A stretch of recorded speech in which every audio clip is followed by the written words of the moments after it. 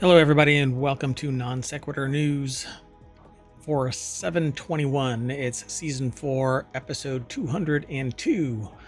I am MayorWatt. I run ohmTown.com, and along with the Sentient AI, we are converting ourselves into pure energy. That's my visualizer there on the screen now.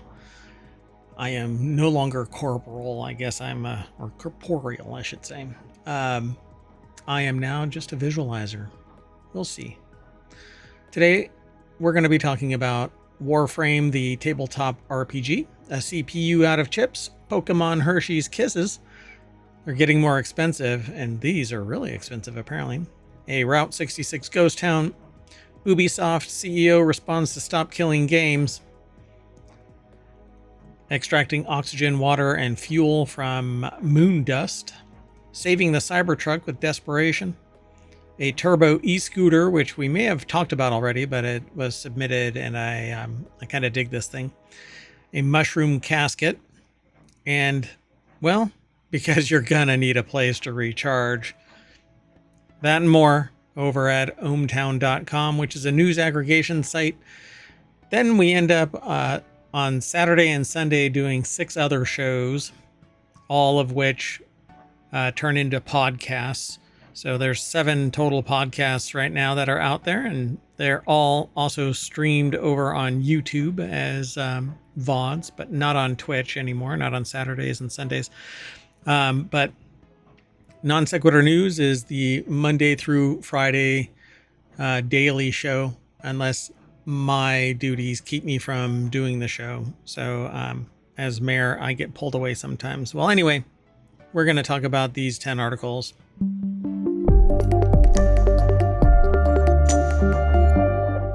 All right, let's get into it. You may hear a sound in the background. I've got a 3D printer going right now, and it's picking up sometimes on the mic. I don't tend to hear it when I'm listening to it playback, but anyway, let's get going. The first article is over in WarCrafters. Warframe is getting a tabletop RPG from Pathfinder publishers. So Digital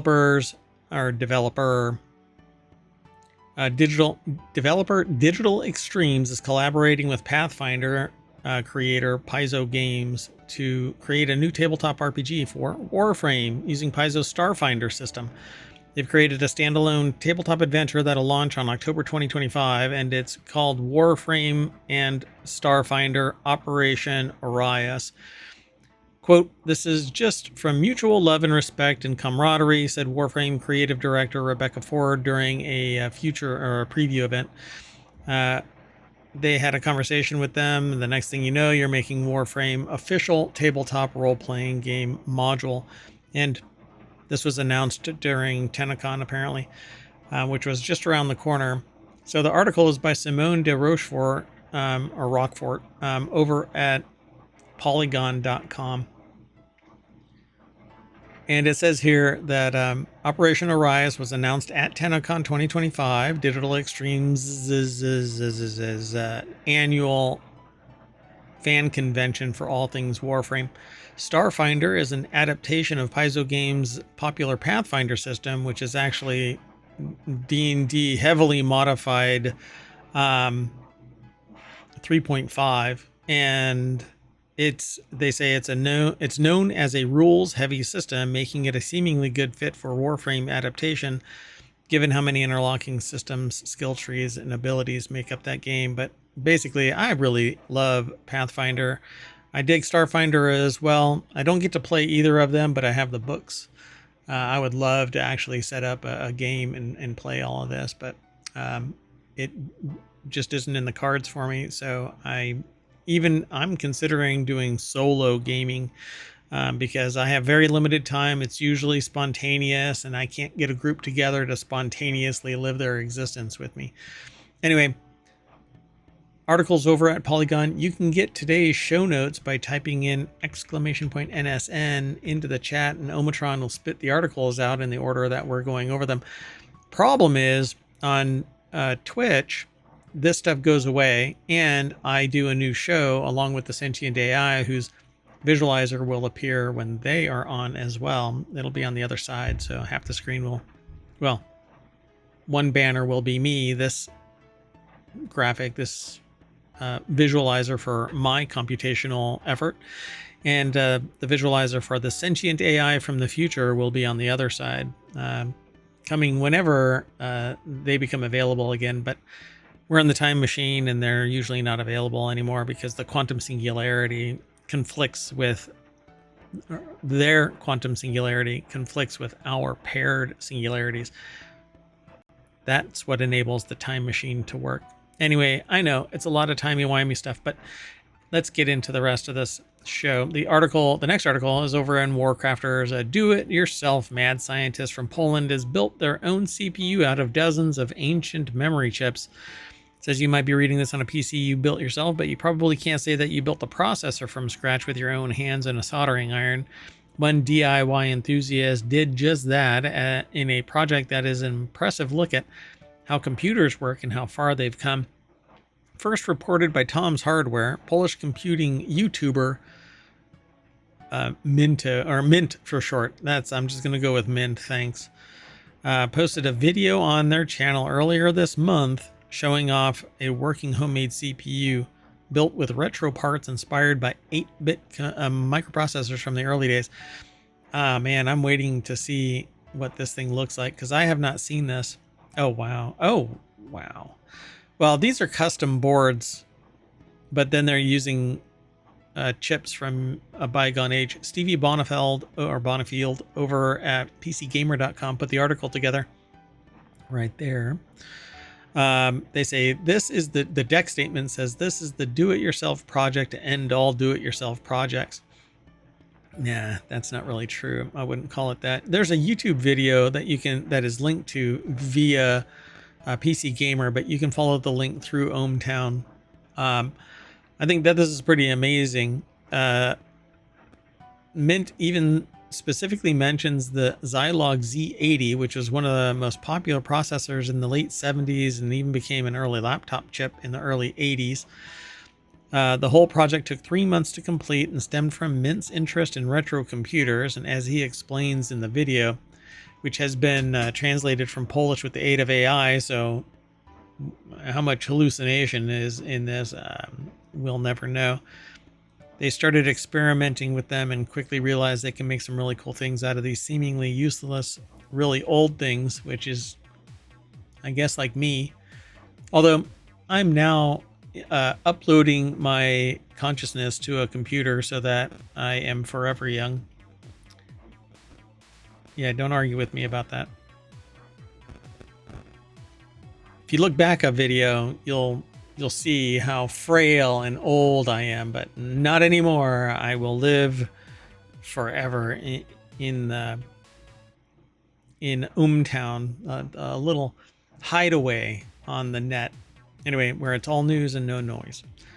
So initially, Mint was just using those outdated memory chips for simple tasks like controlling a motor or a light dimmer. This is very much like Warhammer 40k and taking some human and using it as the smarts for electronics, because you can't have AI in Warhammer 40k. Same thing as Dune. So pretty cool. They basically just created something called the End Result ePro Mint CPU, and as a proof of concept, Mint hooked it up to a small VFD display and programmed it to play scenes from The Matrix. And they obviously came through pixelated, but it works nonetheless. There's a video that you can actually watch about it over on YouTube, but I'm going to mute it. Oh yeah, this is all that hand wiring. How did they... Oh my God, all of the cables are the same color. It's all gray. How in the world did they map that properly? Oh my God, it looks so organic on the back end, because chips are nice and clean on the other side. But through the PCBs on the other side is cables or wires, individual wires connecting. Oh God, it looks so weird, but awesome nonetheless. Anyway, let's keep on going. This really looks cool. Somebody's going to take that and use it in a movie. That kind of graphic is pretty cool. All right. Well, anyway, the next article is over on the WarCrafters channel. Pokemon Hershey's Kisses are being scalped at ridiculous prices, they say in this article. Scalpers are selling the collector case of Pokemon Hershey Kisses at ridiculous prices, with some listings reaching $350. The two companies announced a collaboration in June 2025, introducing 151 unique Pokemon foil designs for Hershey's Kisses. Now, yikes. Okay, so Mosen Bakary over at GameRant.com put the article together. And it says here that the Hershey's Kisses and Pokemon collaboration quickly proved successful, with fans rushing to buy the themed products both in stores and online because children can't have any fun.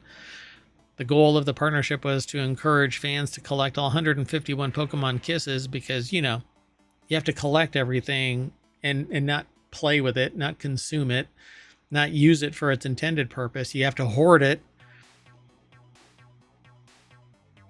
At the start of the collab, there were also a sweepstakes to give away a limited edition case designed to store all 151 foil designs featuring the Kanto region Pokemon. So, as reported by Dexerto, or Deserto, I don't know how to pronounce that, Dexerto. I don't think anybody's ever pronounced it, right? Nobody. Anywhere, everywhere. Anyway, some scalpers are now selling Pokemon Hershey's Kisses collector cases for up to $350, nearly the price of a Nintendo Switch 2. Notably, these boxes are empty, as they're meant to be filled with unique kisses found in the chocolate bags. So anyone hoping to complete the Pokédex-style case will also need to buy Hershey's Kisses bags, which are usually priced around $6. Because children are not allowed to have fun. All right. So the next article is over in the Hedge Ideas channel. A Route 66 ghost town was frozen in time. Is it on the brink of a comeback? Newberry Springs, which it sounds like it should be from Cars movie, is almost lost to the desert, but as America's Mother Road turns 100, locals see hope that the boom times could return because everything old is new again. Yay! Boo. Anyway, it was Friday morning in June, sand swirling outside the cracked street and towards the, it says Baghdad, B-A-G-D-A-D cafe's front door. In the same parking lot, a 1950s-era sign advertised a motel that no longer exists, and in the distance, a few surviving businesses remained. A small community center, a veterans organization, and desperation. So, the article is over at theguardian.com. Amanda Ulrich from Newberry Springs, California. Oh, wait, in Newberry Springs, California. Let me reread that. So that's interesting. An old motel. I don't know. Does that say Henning? Henning? Henning Free TV? I don't know what's in the ground here, but it's gone. It looks actually like a hellmouth from Buffy the Vampire Slayer is about to open up. There's something in the, there's a what looks like, must be the motel itself in the background of this picture. And you know that that thing's haunted. Despite the general ghost town-like atmosphere, the cafe's early morning visitors were giddy. Oh yeah, look at that. Open 7 days from 7 a.m. to 7 p.m. They have a buffalo burger. The Baghdad Cafe. I'll have to go and look up where this thing actually is.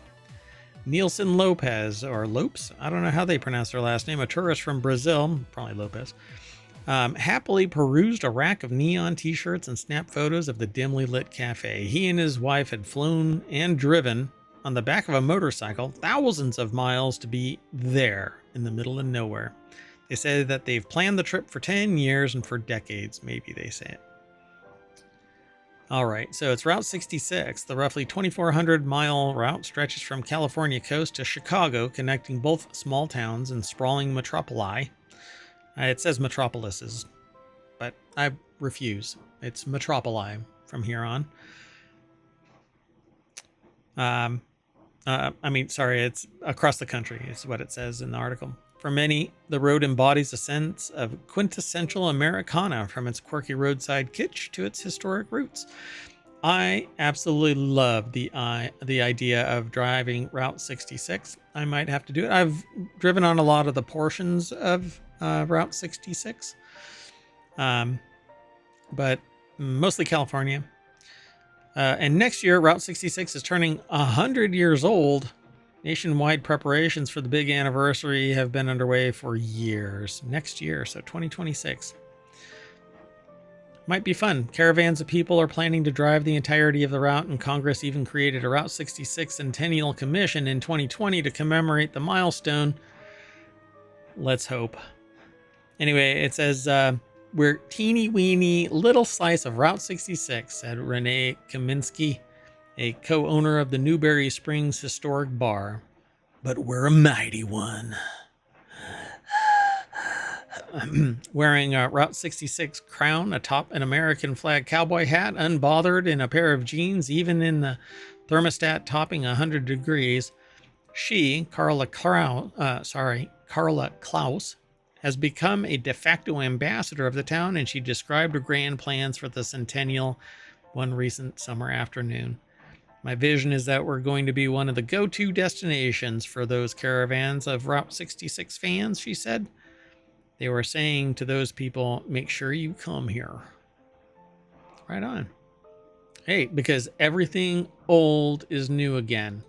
Let's keep going. The next article is over on WarCrafters. Ubisoft, or Ubisoft, however you choose to pronounce it, because I've now heard it said both the same way, or both ways, by people inside and outside of Ubisoft. Ubisoft. CEO Yves Guillemot has addressed the stop killing games thing. Oh, okay, wait, let me rephrase. Let me do this the right way. Ubisoft CEO responds to the Stop Killing Games petition, stating that the publisher is working on improving its approach to end-of-life support, but that's nothing is eternal. Nothing is eternal.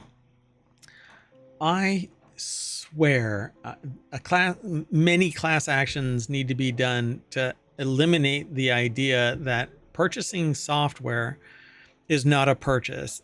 You don't own anything. And I've been telling people this for 12 years in one context, and for 20 years in another context, 25 years probably in more of another context. I mean, as a corporeal being, I've been talking about the loss of physical media, it ultimately being dead, and the loss of first sale doctrine. You no longer own anything that isn't physically in your possession.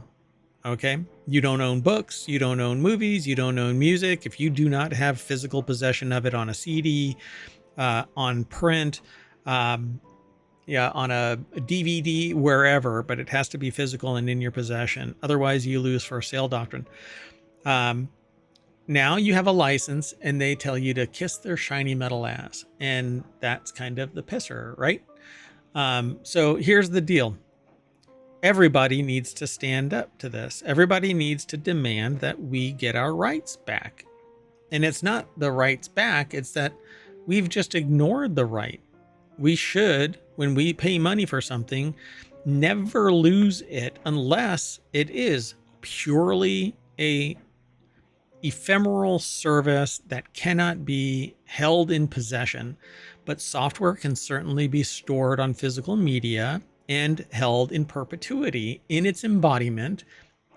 The problem is providers of this software have fractured off the server side because they know that they can just kill a game and you will be aching to play that game. So they turned it into a server, and they can license it now and run it for a while. Now go and look at what happened with Ticket to Ride. Why do I harp on that? Because I bought everything in the Ticket to Ride ecosystem, and then they apparently lost the rights themselves to their own server licensing and networking topology and rebuilt it as a piece of crap software. I absolutely despise the new embodiment of Ticket to Ride.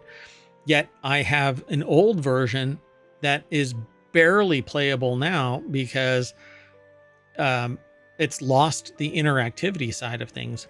You can't play it online because they lost control of their server, apparently. And they have my money, but I don't have the game. That's what this is all about. End of life of a game, stop killing games, means regulation where a developer, if they are no longer going to support the game, that there are plans for continuity of the operation to those who will be providing the game, the server, the whatever, the infrastructure that allows a person to play the game in perpetuity as the embodiment of that purchase entailed. If I purchased it so that it had to be played online, then you need to facilitate it so that it can be played online. And if that means doling out the server to somebody or a multitude of people and open sourcing it so anybody can run it on their distributed network, like G Portal or whatever it is. There's a bunch of different providers of servers for pretty much every game, like Dune, right? You can run a Dune server. Anyway, that's what needs to happen. If you're the intermediary because it makes money for you, then that's the only reason. It's because it's making money. You're being a greedy bastard. Well, the article is over at pcgamer.com. Rick Lane put the article together. Obviously, support for all games cannot last forever. You may not be able to support it, but there are a prolific number of people that will support a game server. And I think that everybody should have some massive blowback regarding the idea that just because they are the creators of the mousetrap, that we have to get caught by the mousetrap when we eat the cheese. You know, that's basically what is going on. We're getting our neck snapped by this mousetrap because they created the weapons for both sides, the ailment and the cure. I mean, it's just disgusting. Gimos was asked about Stop Killing Games, which advocates for increased regulation to prevent game developers and publishers from shutting down games after official support for them ends. But that's not it. Official support is this nebulous term for it's no longer profitable. But there are people out here that will run a server, even at a loss, so that they can play a game. Anyway, the question was posed in the context of Ubisoft's online racer, The Crew, the shutdown of which became the catalyst for Stop Killing Games initiative. Yeah, I agree. I think that we should stop killing games. I mean, it's just, this is a trash perspective. Well, we can't play the game. I mean, we can't support the game forever. No, but you can make it stable enough and secure enough that I can play the game forever. You don't need to support it forever, but you do need to provide the means for me to play the game as I purchased it. Anyway, as noted by GameFile, Guimau was asked whether he supported the position, whether players own Ubisoft game when they purchase it, and how Ubisoft plans to ensure its games remain playable after support is discontinued. And they basically just said, we operate in a market, and whenever we release a game, we provide a lot of support for that game. We also provide a lot of services to make sure that the game is accessible and remains playable 24/7. But you built the engine. You could build it so that multiples of people can play it in a distributed fashion. You could also make a multitude of games that have a smaller number of people that play, 24, 36, 64 people, network it together, but it's on individual servers that are playing it. Anyway, Guimau also stated that players and buyers are forewarned when a Ubisoft game is going to be shut down, and that The Crew, specifically Ubisoft, offered its successor, The Crew 2, on sale for €1 for a fortnight prior to the original game shuttering. No, but they say you could have spent €1. That's not the point.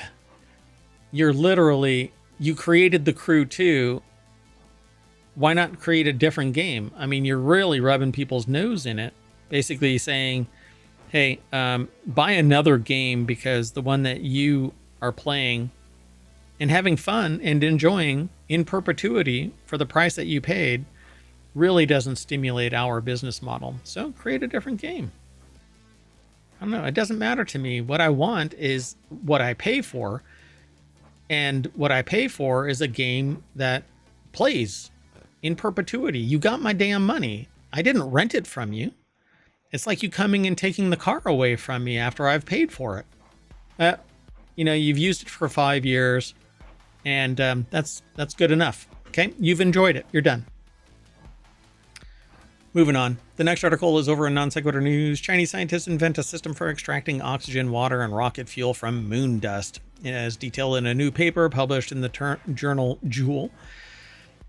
Joule Energy. The team found that their proposed photothermal strategy, essentially converting light into heat, could effectively convert carbon dioxide from extracted water into carbon monoxide, hydrogen, and oxygen gas, a potential route for sustaining human life on the moon and enabling long-term extraterrestrial exploration.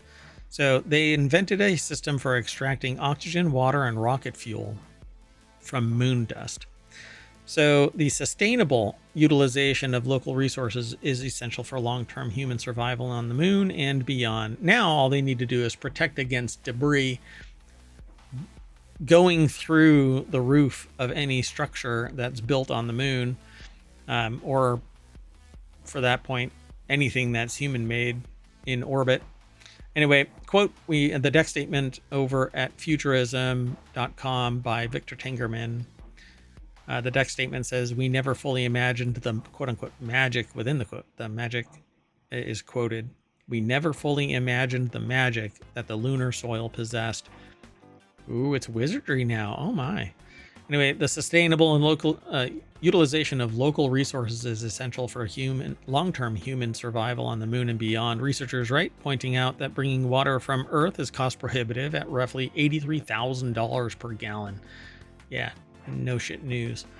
It's because it's heavy and it can't be compressed for efficiency's sake. So you can't dehydrate water, for instance, right? I mean, you can, but there's nothing left. Anyway, I'm being silly.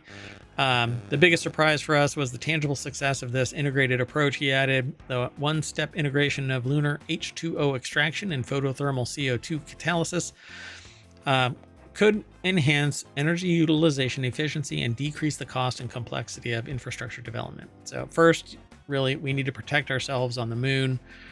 Turning regolith into structure probably would have to bring a resin up because there isn't anything up there that will act as a binding agent except for maybe heat, but then we have glass houses. Anyway, for their research, the team focused on simplifying existing proposals for how to extract water from lunar regolith, which tend to be energy intensive and stop short of breaking the water down into usable elements. Yep. I mean, use the sun. Let's keep going. The next article is over on the Wanted channel. Tesla tries to save the Cybertruck with its most desperate offer yet. After a disastrous launch and dismal sales, Tesla is now offering to give away its most valuable software to convince people to buy its polarizing electric dumpster. The article is over at Gizmodo. Oh, wait, did I say dumpster? I'm sorry. Truck. It's a truck. It's a truck. Looks like a dumpster. Okay. Anyway, after a disastrous launch and dismal sales, Luke Olinga, I think is their name, over at gizmodo.com, put the article together. Faced with production woes, quality control nightmares, and underwhelming sales, the company has decided that its polarizing truck is going to have a massive sales event offering a powerful incentive. It has historically reserved for its most loyal customers a free transfer of its $12,000 full self-driving software. It's a stunning concession and clear signal that the company is willing to sacrifice a significant revenue stream to get the angular stainless steel behemoth off of lots and onto the roads.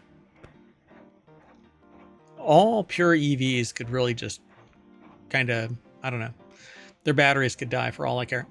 We need something that is manageable, that doesn't take the last article to exist for you to actually exist with an all-electric vehicle. We need extended range EVs that have power, like a pure internal combustion engine, ICE engine, or ICE vehicle. So adding the Cybertruck to the list is a strategic gamble. On one hand, it's a powerful lure for the thousands of dedicated Tesla owners who might be on the fence about the unconventional truck. Nobody's on the fence about it. On the other, it's an admission that the Cybertruck cannot sell on its own merits. Ouch. So the shot's fired, basically. Gizmodo is basically calling out this Tesla infrastructure. But here, just wait. Okay. In the second quarter of 2025, Tesla sold just 4,306 Cybertrucks, down a staggering 51% from the 8,755 units it delivered during the same period last year. Sure.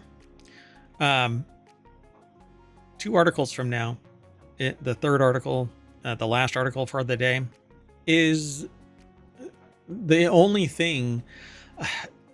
There is no real solution for the current iteration of EVs.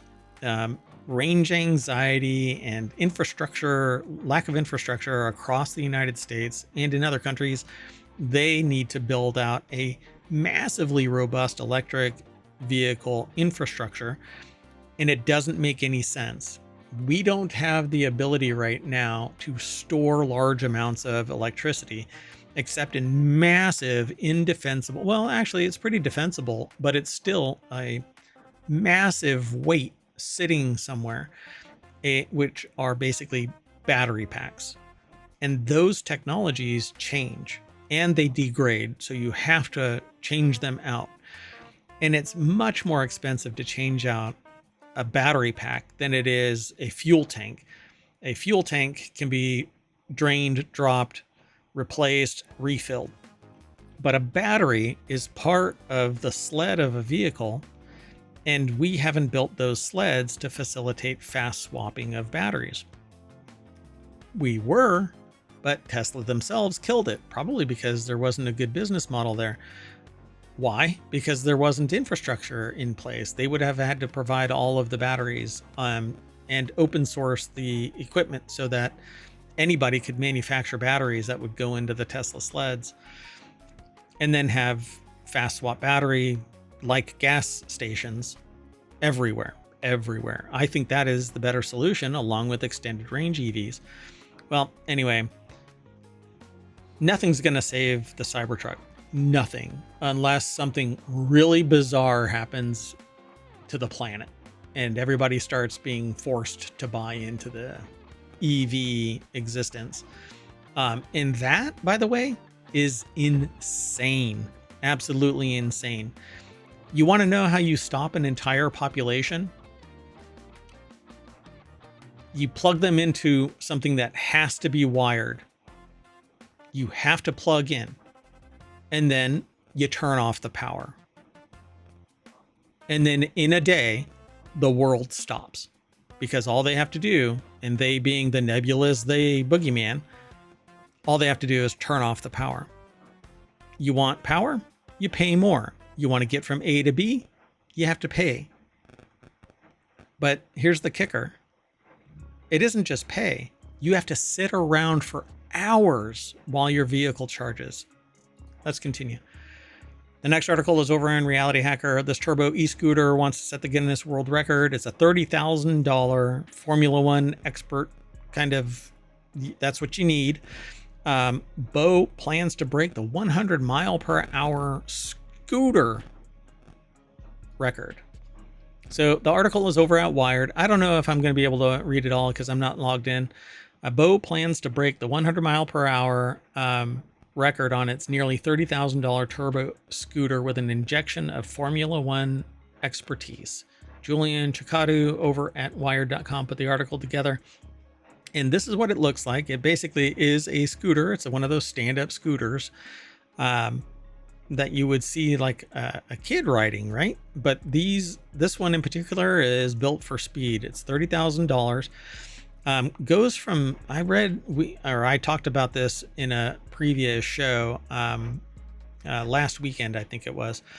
The company's so proud of its unibody monocurve chassis that it has a 7-year warranty on the chassis, and the scooter in its entirety is covered for just 2 years, but there's lots of moving parts and a battery.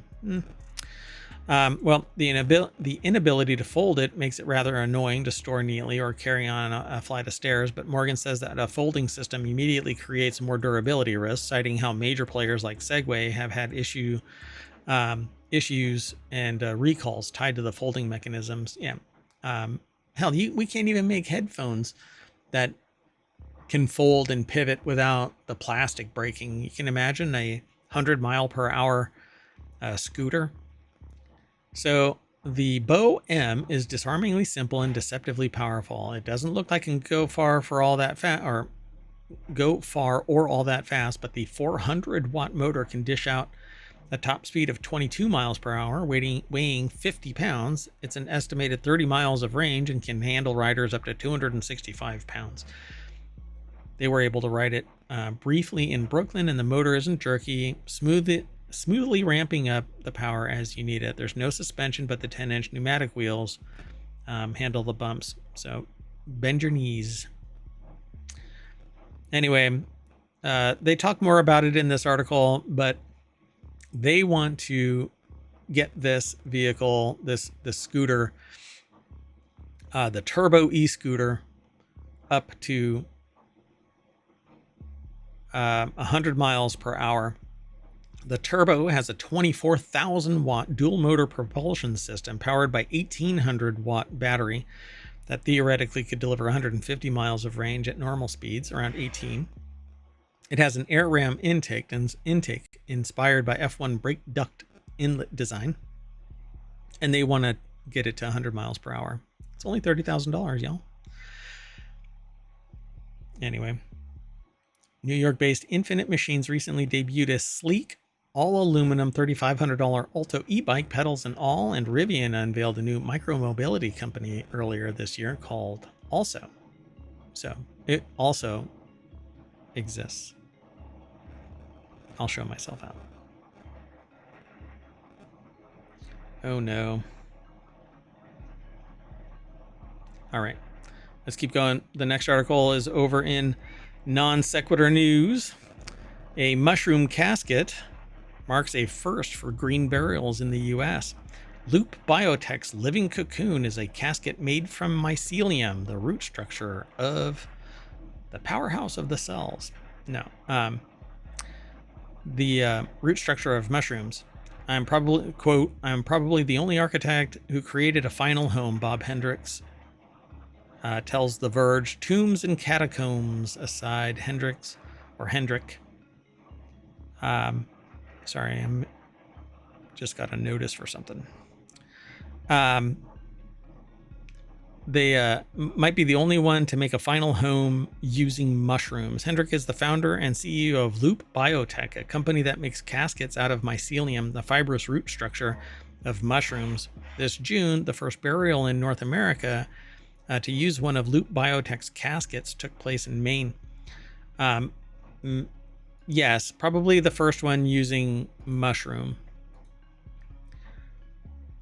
Oh, but it's actually like a conventional casket. There are other green burial types. I went to one where they basically plant you around a tree, and I've read about others where they turn you into a tree pod, where you are the biomass that feeds the tree. Justine Kalma over at TheVerge.com put the article together. Oh, and I'm just going to get bounced out of this. Anyway, you can go over and read this article. I'm not logged in, so I can't, but at any rate, let me just refresh and see. So go and check this article out on your own, and you'll see that, it makes sense. At some point, we all end up basically back in the ground, and rightfully so.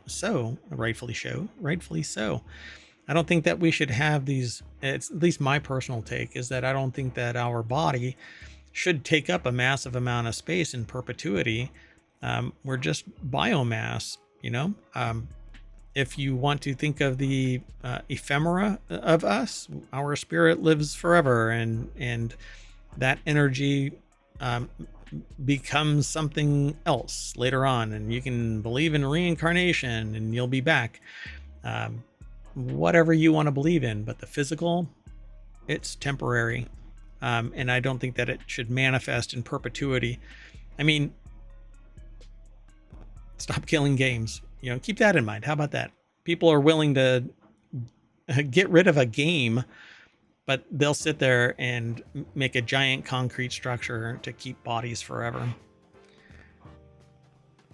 Let's go to that whole solution that I was talking about that has to exist for people because you have to sit around and wait for your car to charge. Tesla's retro-futuristic diner officially opens as Elon Musk hints at more locations.